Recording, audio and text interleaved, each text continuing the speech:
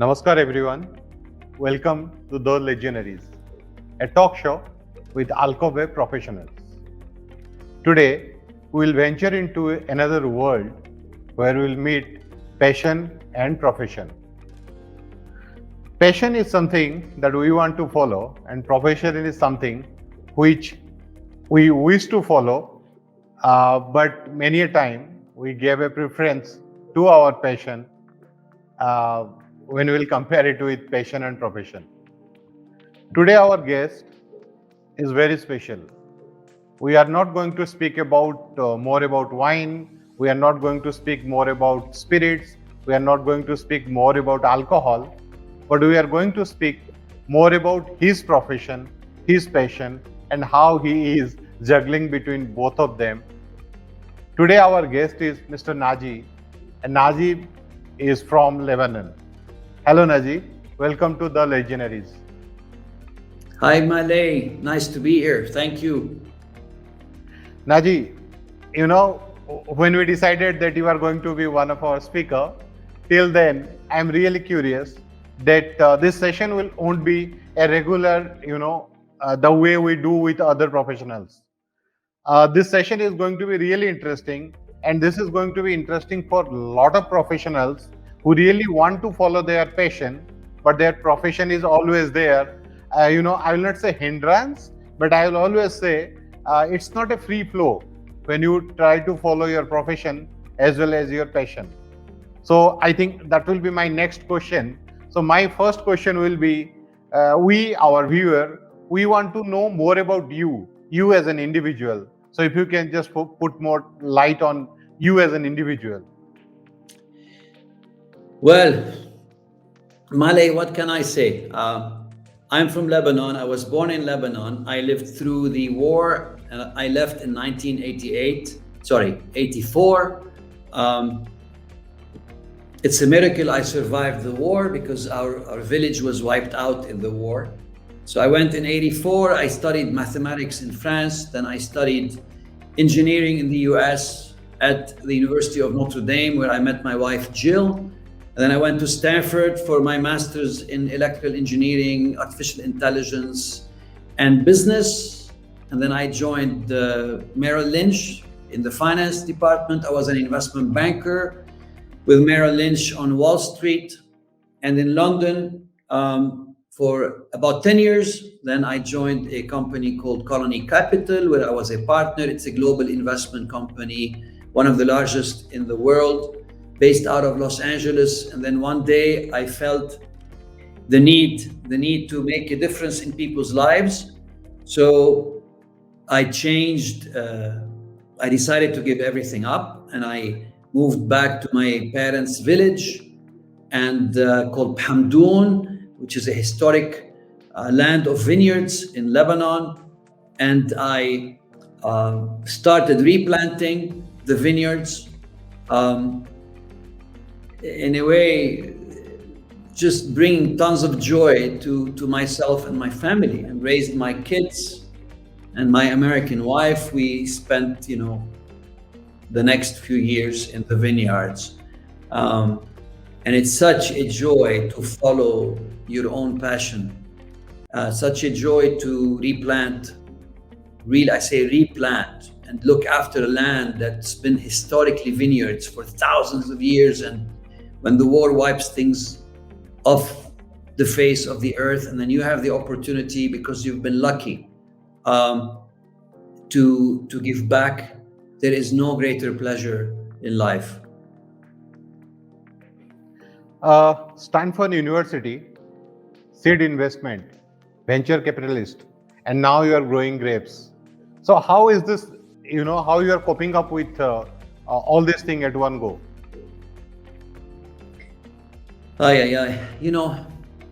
So the business of finance teaches you many things, but does not teach you how to operate. It teaches you how to plan, how to strategize, how to have a vision, how to position something, but it does not teach you how to operate.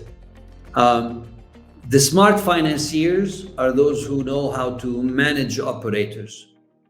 And in my opinion, this is the most difficult job, is to understand an operator and to manage an operator. So for me, because I've got so much love and passion in me, and because again I grew up in this village, and because I knew how to use my hands and how to work with farmers, this was a very easy transition for me. So yes, I continue my business of global finance, but my heart and my passion is in seeing the grapes grow, is in seeing the wine mature. It's almost like watching a baby grow to become a teenager and then go out there and express himself and add value to community. When we will talk about Los Angeles, when we will talk about London, and the next minute when we will talk about Lebanon, I think when we look at the style of living, the culture, everything is very different in those three cities. And especially when we'll speak about Jill, I think you and Jill are two different sides of the same coin.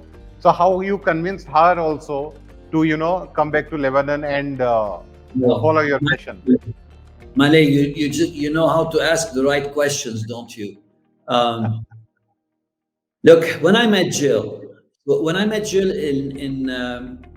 were at university together, and I said, look,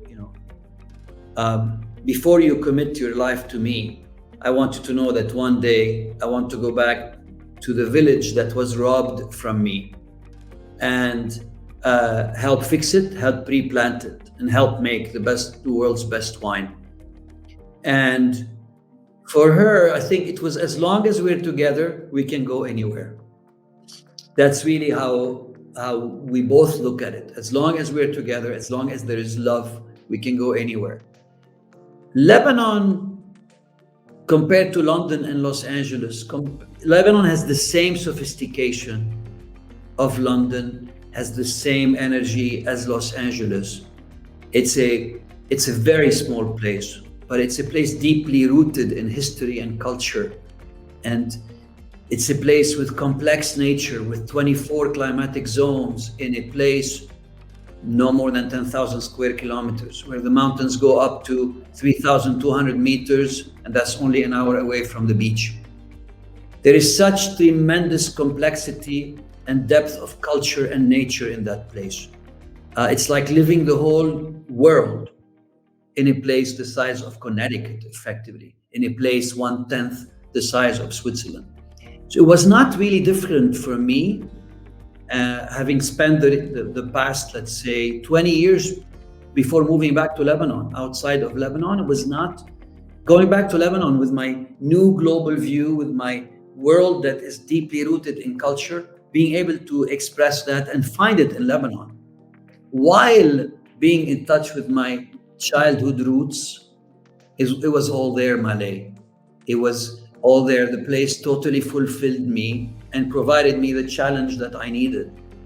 Because it was also me and my wife wanting to rediscover ourselves, spending 20 years between Wall Street and London, okay? 20 years between Wall Street and London. Sometimes drives you away from each other. Wall Street is a ruthless place, London, every week I was in an airplane. But all of a sudden, you go back to your roots. I was 36 when I did that. 36 years old, with enough money to replant a vineyard and fix and acquire land and build the winery and build, this small treasure we have over there. It helps you look at things from a different perspective. So the joy you find is not in the private jet and in the yacht anymore, but it's sitting down with the old man who knows the land, who takes a bunch of grapes in his hand and looks at them like he's looking at a necklace of the world's best prized jewels. As they say, beauty is in the eye of the beholder, right? True. And when you can, by mixing with people who've got the passion and who are able to express that to you, by mixing with them and discovering that joy, there is no greater pleasure that you can derive. You know, the first harvest, Malay, the first harvest, I'm sitting down with our vineyard manager, Joseph, and I'm saying, where is everybody? It's 5 in the morning and we're supposed to start picking grapes. He said, don't worry, I've asked for help. And within 5 minutes, people started coming down the hill. It was the first time that they picked grapes since they were kicked out of that village. That's why we call it La Renaissance, you know, kids from 7 years old to 90 years old, picking grapes again, seeing their village green again, you know, and how beautiful it is when you look after nature, right? True. That's what we're doing. Naji, it's a rare story. And in wine language, we must say it's a rare blend of passion and profession. Believe me. I still remember we were speaking when we first came out with our newsletter, and we spoke a lot about Lebanon. So today, please tell more about Lebanon wine history, how it's happening, how many wineries, and more about the history of Lebanon wine. Right. So I would start it with almost the end of that chapter of planting. The first harvest, which was 2003, we loved it. Obviously we tasted it many years later and we loved it, and people said, wow, it's an amazing wine. So we sent it to London to the wine and spirit competition, international wine and spirit competition, and we won the best of class gold medal. Wow. And we were outstanding. My wife and I were outstanding. The jury was a selection of masters of wine. We went to London to pick up the medal. The president was Gina Gallo, the owner of the largest winery in the US, or the second largest, Gallo Wines. I'm sure you know them. And my wife, who runs the winery, picked up the medal. And Gina said, how many bottles do you make? And my wife said at the time, 10,000 bottles. And Gina looks at her and said, 10 million. My wife said, no, that's the entire production of the country of Lebanon. Oh, wow. And Gina said, but that's how much our family winery makes. And Gina said, yeah, I've always heard about Lebanese wines. So flashback, thousands of years ago, Lebanese wines. Wine was the main, by the way, I hear echo in the sound. I hope you guys don't hear the echo. But wine was the main trade out of Lebanon. The Phoenicians, who were the original inhabitants of Lebanon, were the main traders of wine. So they traded with wine, with cedar wood, and with what's known as murex dye, which is a dye found in a seashell. It was a common, let's say, language. Okay, is to use wine to be able to communicate with people, and then they discovered the alphabet. So it goes back thousands of years ago, and Jesus then made wine in Cana. As you know, it's the first miracle of Christ. He transformed water into wine. And it's not far from our vineyard in a village called Cana. Okay. Today, all of Lebanon is composed of about 85 wineries, most of them teak wineries, from altitudes ranging from 0 meters, which is sea level, all the way to 1,500 meters. Okay. Château, Belle-Vue, and this is the name of your winery. So, can you tell more about that winery? So, Château Belle-Vue is the name of our winery. It's named after my grandfather's. So, he had a very small hotel called Hotel Belle-Vue, and he used to make the wine for the hotel. That was in a land about 10,000 meters, so 1 hectare. In 1984, the hotel was destroyed, the vineyard was uprooted, So when we returned, my wife and I, we replanted everything and we started leasing and acquiring land in the village. So today, 21 years later, we have replanted. I say replanted because these are historic vineyards, 24 hectares, from altitudes ranging from 1,000 to 1,300 meters, facing the Mediterranean, about 25 minutes drive from the Mediterranean coast. Winter temperatures around zero, so we get a lot of snow, which allow the vines to rest. Summer temperatures are extremely cool. Rarely the temperature exceeds 30 degrees Celsius, which allows for the maturity of the vine to be very slow, of the grapes to be very slow. So you don't get the spike in sugar, you get a very slow and gradual development of the aromas. Right. So we harvest typically around September, end of September, sometimes in October. There is not a beautiful Lebanese weather, not a single raindrop from what's known as bud break, which is early April, mid-April, until harvest, end of September, not a drop of water. So we never have problems with rotting. There's no humidity. So it allows us to have an organic agriculture. There is no herbicides, no pesticides. We have our own animals that fertilize the vineyards. We have our own flock of sheep. We have our own donkeys. We're very environmentally friendly. Furthermore, because of the migration path from Africa to Europe of the birds, the vineyards have an incredible complexity of flora. Most diverse summer flowers, winter flowers, sometimes spring flowers and autumn flowers. Of course, lots of aromatic herbs, from thyme to oregano to wild mint. All this contribute to making a wine extremely complex. So Naji, what is the right month to visit Lebanon? So I have a preference, okay? Let me put it this way. If you're a single guy and you're looking for incredible nighttime life, like nightlife, come in the summer, July and August, June, July, August, September.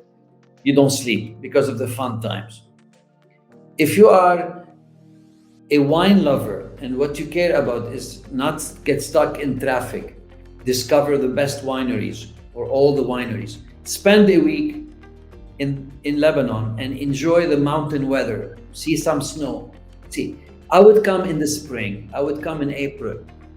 April is the time, end of April, when the fields are just full of blanketed with flowers. There's not much happening in the wineries, so people will have time for you. Or you come after harvest. So come in October, November. The weather is still beautiful, October, November. No summer traffic. Again, remember, 60% of the tourism traffic happens in 3 months in the summertime. Wow. Okay. It's the Lebanese expats. We have 11 million outside coming home to visit the 4 million home. So you don't want to be in Lebanon in July, August, September.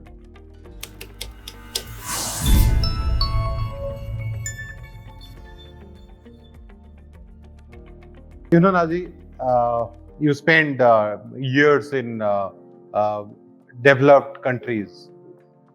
So you can understand this question very well, because everything was well when in 2020, early 2020, this COVID thing came into our life. So when you heard COVID for the first time, what was your reaction? Well, so, man, so I was actually afraid when I heard COVID, because I'm surrounded by old people. I was afraid for my kids. My initial reaction was, I always think conspiracy theory, you know, and I do a lot of research. I'm a scientist and I'm very well connected.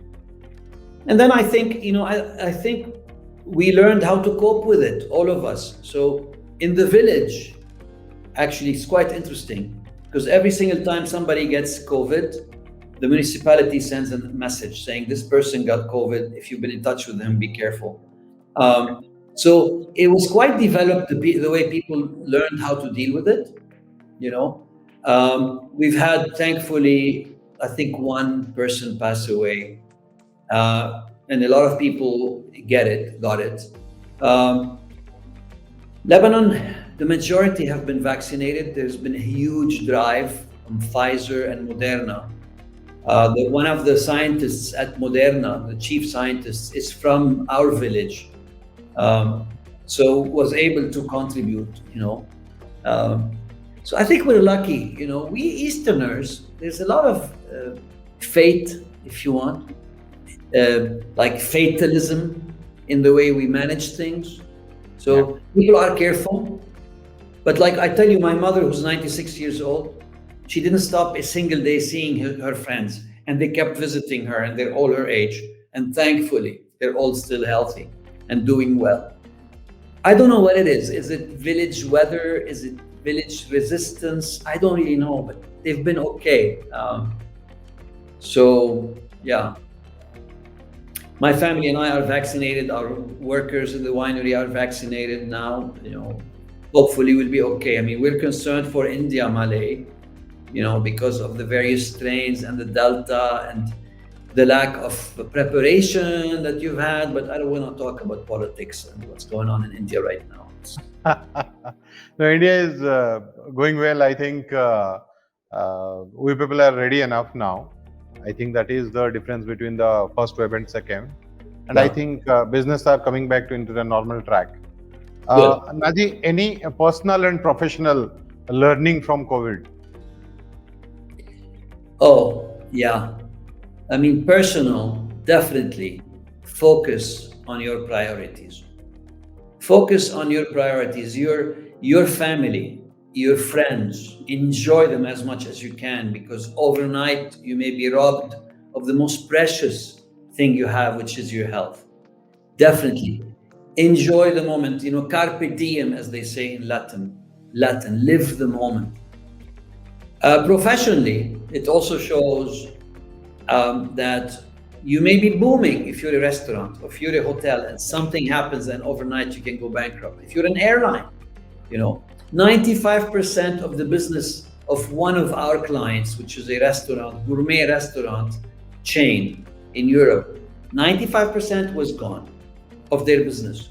So my advice is always have, professionally, always have a chest, which is your insurance chest, okay? Like a treasure chest for the black day.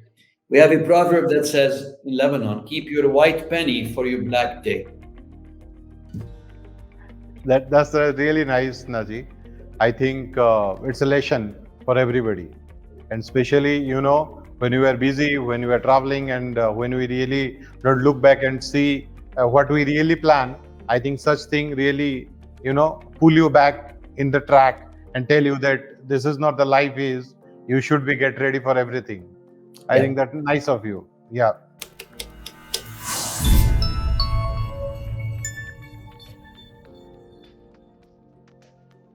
We always say that our industry is full of myth. I think a lot of myths. So we want to know from you that any myth you want to highlight that you bust in your peer group or friend circle. Let me tell you something. When it comes to wine, the one myth that people talk about is the importance of a tradition. So, for example, growing up, we've always had amazing wine in my family, and one of such amazing wines was Cheval Blanc. All right.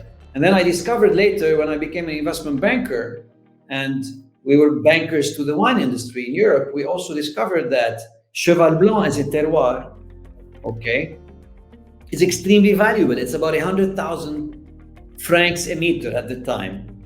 Whereas if you cross the road, you can't even give that land away for free, okay? So what is the myth there? Is it that there's some energy below ground that makes Cheval Blanc so valuable? because actually right next to it, it's the same characteristics of the soil. Let me tell you, so when we started planting our own vineyard, okay, our vineyards are delineated by what's known as donkey paths, okay, because the French, when they occupied Lebanon, they appreciate wine so much that they actually had um, on the cadastral map, they had donkey paths. Okay, so as we're planting, I have next to me an American agriculture engineer and a French agriculture engineer. Okay, and we had a report from the French Ministry of Agriculture on the soil quality. So we're planting on the right of the donkey path and on the left of the donkey path, which is where we own land.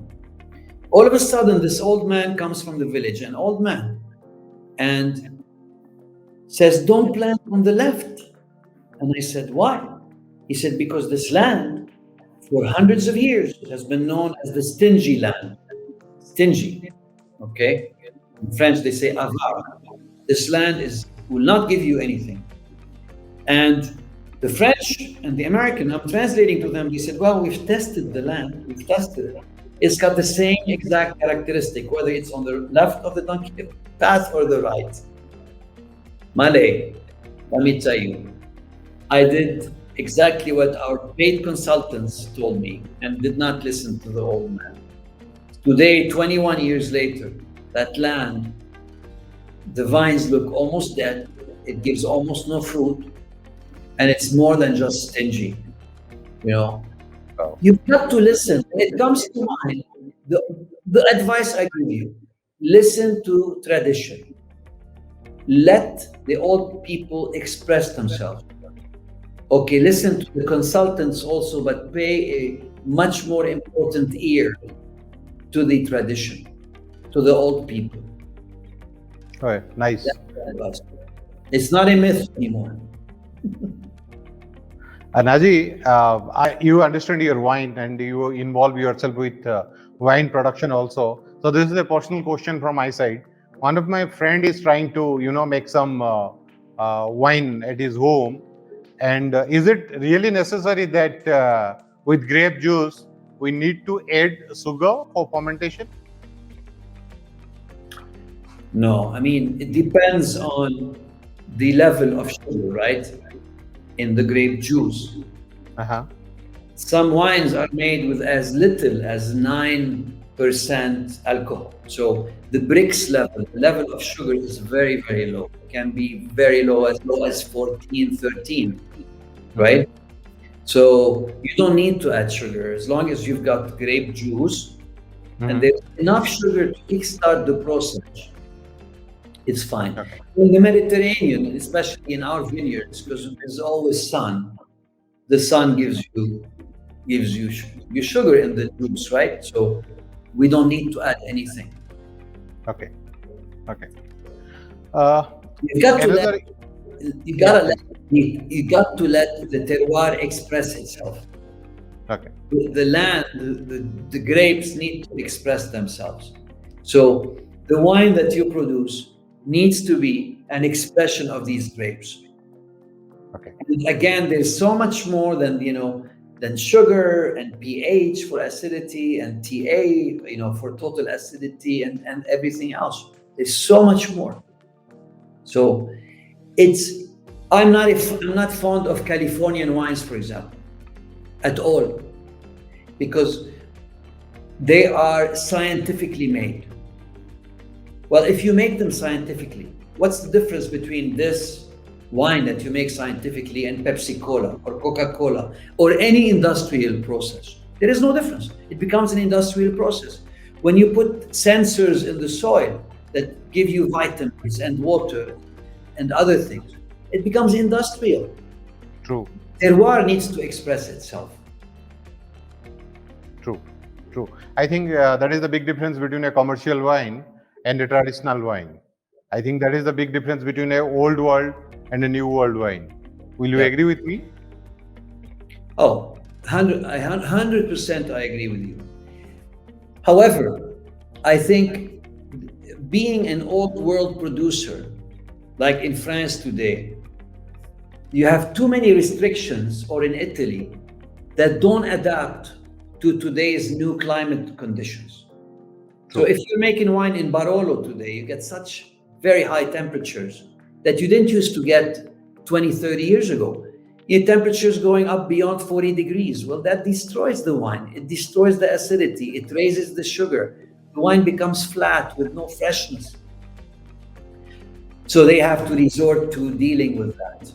Or in France, with the rain that comes in August that wipes it out, that rots the vines, forcing them to spray all the time, again, to resort to different practices. So the old world, as you and I used to know it 20 years ago, has changed today. Thankfully, where we are, because we're high altitude in the mountains, there's been very limited changes due to climatic conditions. Plus, we get the Mediterranean breeze that always cools down the summer. So we don't really suffer until now. I mean, cross our fingers. Yeah.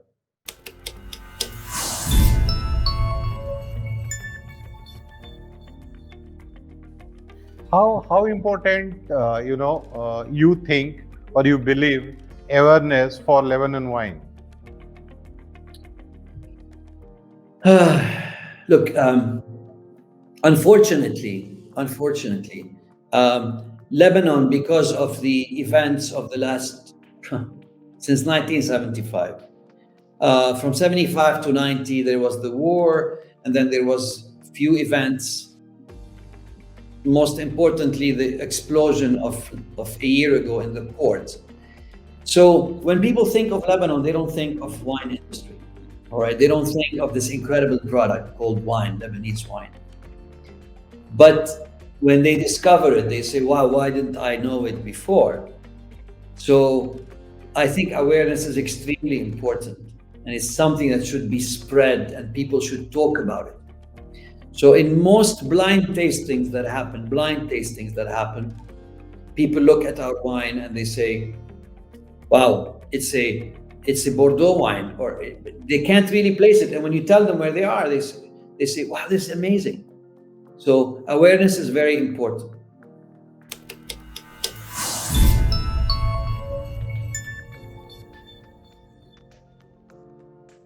Naji, what is your favorite alcohol?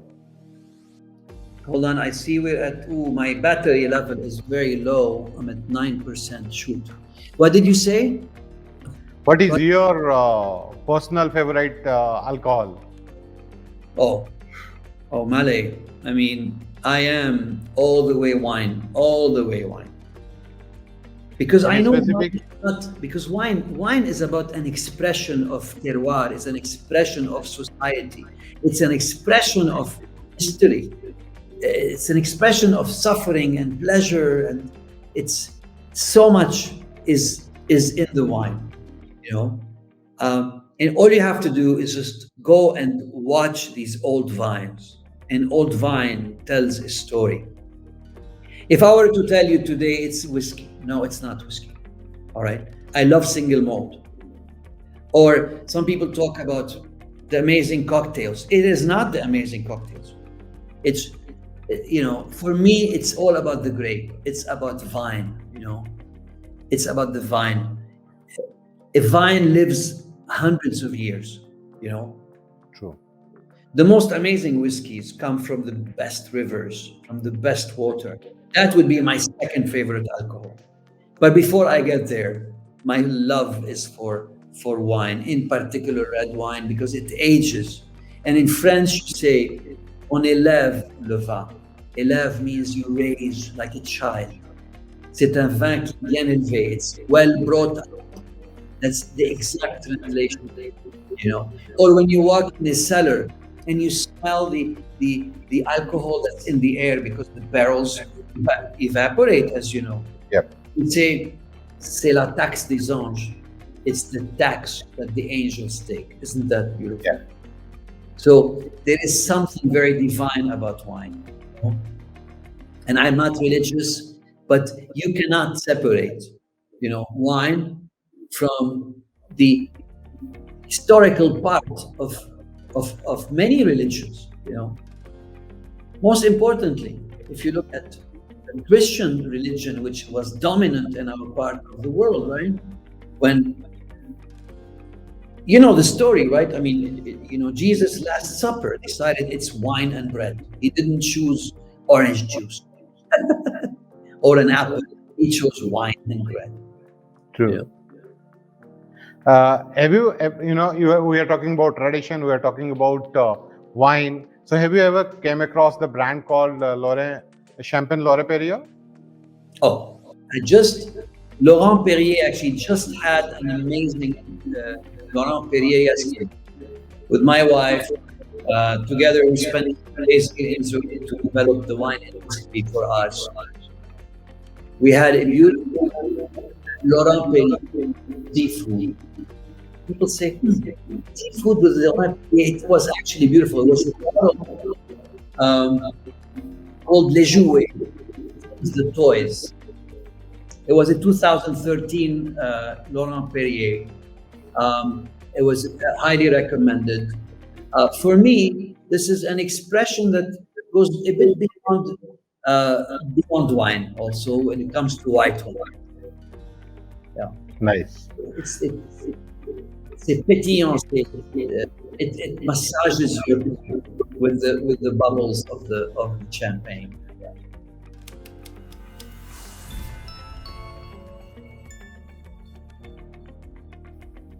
Naji, last not but the least, you got a versatile experience, both professionally and by going by your passion. So we wish to know your definition of a successful brand. Look, for me, to have a successful brand, you need to be true to your mission, and you need to withstand the test of time. That to me is a successful brand. True to your mission, honesty. Right? What do you stand for? And what have you stood for over time?